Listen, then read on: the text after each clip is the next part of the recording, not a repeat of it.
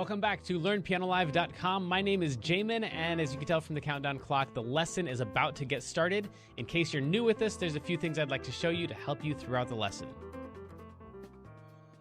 These lessons are always guided and shaped by your questions, and if you're live with us today, there's a couple different ways you can do that. One is in the public live chat, and the other is the Ask Jamin a Question button, where you can ask me a question privately, and I won't share your identity in case you're afraid that your question is stupid. But it's not. If you're in the archives, though, then just open up the survey. At the end of that, there's a place where you can ask your question. I will say I frequently get questions from students in the archives watching a lesson from 6 months ago, and I have no idea what they're talking about. So please try to be as specific as possible. If you're watching this at LearnPianoLive.com, there should be a PDF and an MP3 button right next to this video. The PDF will often have additional video links inside so you can get more in-depth instruction on each of the topics. And if you're the kind of person who likes to print out the PDF so you can make the same notes on your physical version as I'm making during the lesson, now would be the time to do that. The MP3 is just a play-along track so you can practice more after the lesson. In traditional lessons, a teacher is going to actually present some new concept for maybe 5 or 10 minutes every couple weeks. The rest of the time is going to be spent applying and refining those concepts. Well, here I'm spouting off hours of new information every week, so it's totally unreasonable to expect you to actually absorb all of that. Instead, the goal of these live lessons is for you to find some little nugget of something that makes sense, but is a bit of a challenge, and for you to go practice it, because practice is where all the improvement's going to happen. So don't feel bad if you have to leave the live lesson when you find that little thing that you're going to practice. And of course, if I'm going too fast, you can always rewind the live lessons or replay in the archives as much as you want. If these live lessons start feeling random or meandering, it's because they are, on purpose. So if you're the kind of person who wants classical training with a step-by-step method, then you're going to want to check out Kloppel Academy on the website. It's included in your live lesson subscription, so you can do both or either. And the upper levels are seriously hard work, but it's going to take you all the way from ground zero, all the way up to being ready to enter any major music college as a piano major in classical or jazz. And finally, it's most people's favorite. This is application, where we take the past concepts from other live lessons and we see how they apply to an actual, real song that already exists. And since there's like 1,000 different ways to play any song, you're just going to work on the version that is appropriate for your level. So that might just mean playing one note at a time for right now. Or maybe you're working on chords or covering the full song. Or maybe you're just seeing how the song breaks down so you can better write and transcribe your own songs in the future. But whatever your level is, the goal is not this song. So even if you don't play the whole entire song, you'll get better by even attempting a little bit of it, and attempt it we shall.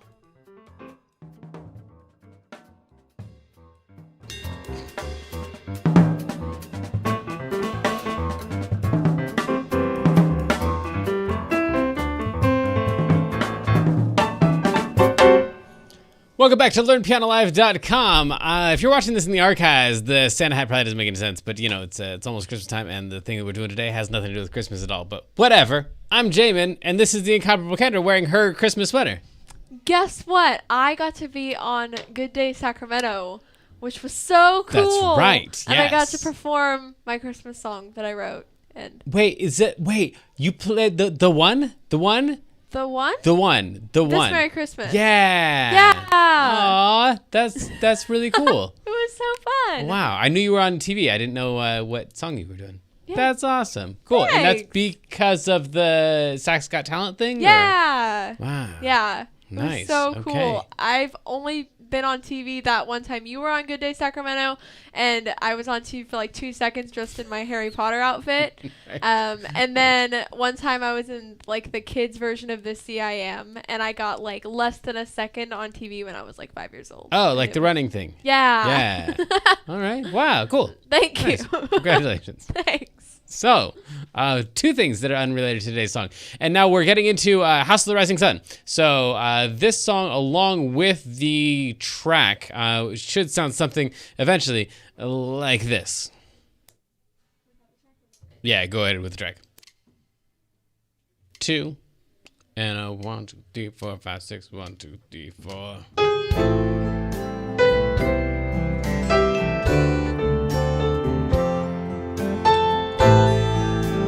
Let's go ahead and zoom out for this.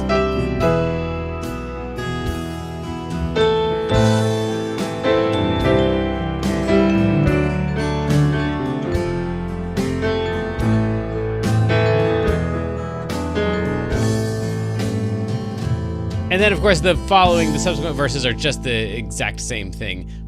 So anyway, we'll just go one verse through, and we're going to start on a G sharp. Unfortunately, wish that we could just start on a G, but it might be actually easier to find a G sharp than it is to find a G, just harder to explain. So it's the middle group in any group of three black notes, middle note in any group of three black notes. So that's a G sharp, that's a G sharp. So any group of three black notes, the middle note is a G sharp. The reason for that is the note right below that, this guy right here, is a G. And sharp, the hashtag thing right there, means that you're gonna go slightly higher than that note. So we would find a G, and then we would go slightly higher than that, which would be this, because that direction is up, higher, and that direction is down, lower. So it's a G, that's a G sharp. So that's why that one has a hashtag right there.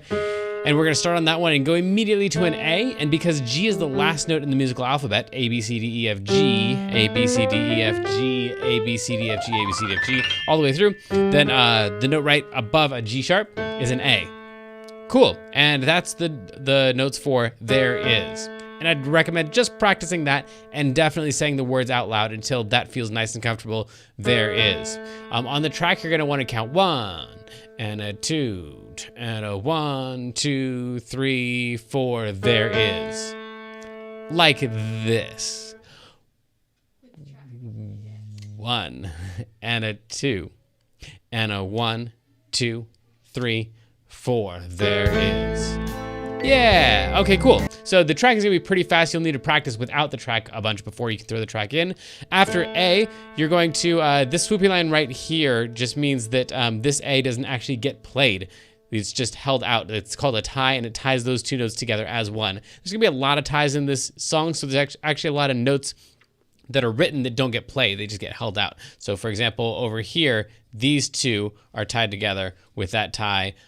These two are tied together with that tie. Anytime you see one of those swoopy lines and it's connecting two of the same note, then that's gonna be, those two notes are gonna be tied together. So we have there is, and then a house is B and C. And then of course you're just holding that out. And then if you skip over a D, you'd land on an E. In, nor, Lin's is going to be an A, so going from that D down to that A. And then you're going to go from that A up to a much higher A. So you can see this A is on the 1, 2, the second space here. If we counted 1, 2, 3, 4 spaces. And then over here, you can see if we count 1, 2, 3, 4 spaces, this is way above even that. So it's not going to be that A, it's going to be the A that's all the way up there. So that A is going to be for they, and then call is going to be that one. Those two are tied together. The rise is going to be a G, and then two E's for ing, sun. So that much with the track would look and sound something like this. 1 and a 2 and a 1, 2, 3, 4. There is a house in New Orleans they call the rising sun. Cool.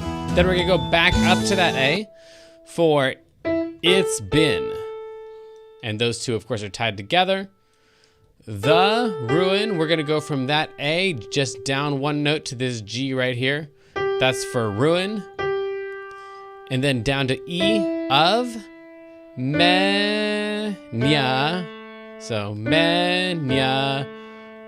Poor is going to be another A right there. And so that's back to that A that's on this second space. By the way, as long as you are in the treble clef, which is the majority of the time, the second space up is always an A. So anytime you have any note on the second space, even if it's not written in, if there's not an A written on it, that note right there, no matter which direction the stem is going or what's connected to the stem, if the dot is right there, that's going to be an A every single time. Cool. So poor is A, and then we've got that same A right there. Boy and God, I, and then this one's going to be that G sharp that we started the whole thing on.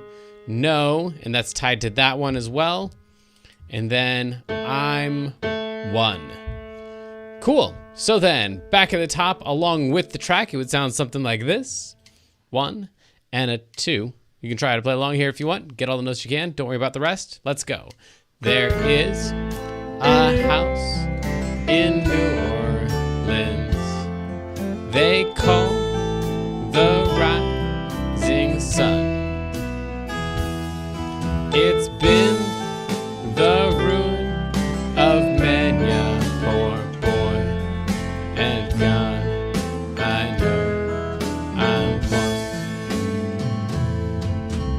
And if you need to use two hands at the beginning, that's perfectly fine. But the goal eventually would be that you could do that all with one hand, and then I'll show you how to do a little bit of left hand stuff here in just a little bit. But first. Hey, Jamin, it's time for our feature of the day, which today is the artist of the day. The artist of the day. And yeah, this dude is one of the most influential artists in my life, though dead. I guess most of them are at this point. Cannonball Adderley. He's an alto saxophone player, and his solo on Autumn Leaves was like one of the first solos that I ever like really transcribed. So I went into my saxophone teacher, and he's like, all right, so play me something you've transcribed recently. And so I played for him all the notes for Cannonball Adderley's Autumn Leaves, and it was in time. And he was like, that's all right. Now play it like Cannonball Adderley.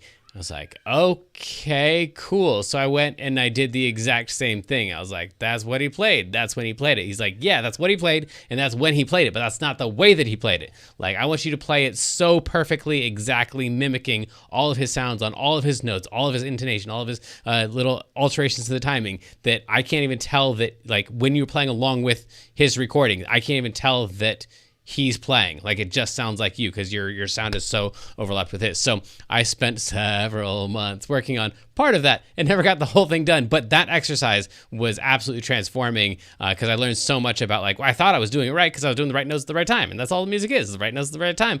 But it's the right notes at the right time in the right way. And so anyway, ever after that, like, I had so much more respect for, like, all the stuff that he was doing, and all of his phrasing, and just it was incredible. So anyway, now I'm a huge Cannonball Adderley fan, and I think you should go check out some of his music too. And I think we should get back to this song. I should show you what to do with the left hand on this song after this short break. So sadly, the lesson preview has come to an end, and it's time to say goodbye to everyone watching the free streams. Of course, paying subscribers at learnpianolive.com can continue watching this lesson and several hundred others like it in the archives. So come on over and check us out. And if you like what you saw, at least like and subscribe, and then tell your friends to head on over to learnpianolive.com to start enjoying this journey with us.